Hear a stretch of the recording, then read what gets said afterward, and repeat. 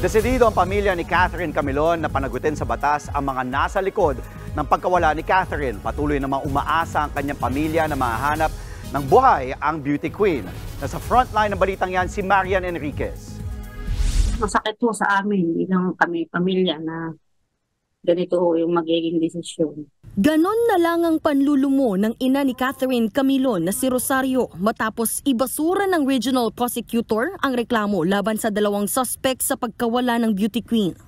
Base sa resolusyon ng regional prosecutor sa San Pablo City, Laguna, kulang daw ang ebidensya laban sa mga suspect na si dating Police Major Alan De Castro at driver bodyguard nitong si Jeffrey Magpantay.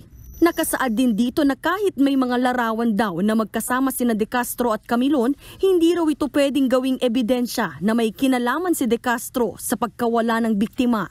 Bukod dyan, kung totoo raw ang pahayag ng dalawang testigo na nakita nilang duguan si Camilon nang ilipat sa pulang CRV, dapat daw may nakitang blood sample ng biktima sa loob ng sasakyan, pero wala raw nakolektang dugo sa loob.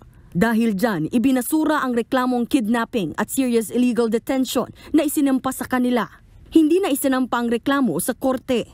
Huling nakita si Camilon sa isang mall sa Lemery, Batangas noong October 12, 2023. Makikipagkita umano ang dalaga sa karelasyon si De Castro na tinuturong mastermind sa kaso. Itinanggi naman yan ng pulis. Si Magpantay naman naging suspect nang makita ng ilang testigo na inililipat sa isang sasakyan ang duguang si Camilon. Hanggang ngayon, hindi pa rin nawawala ng pag-asa ang pamilya ni Camilon na mahanap nila ang kaanak.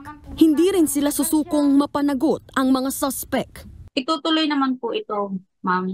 Magdadagdag pa lamang po ng mas higit pang ebidensya.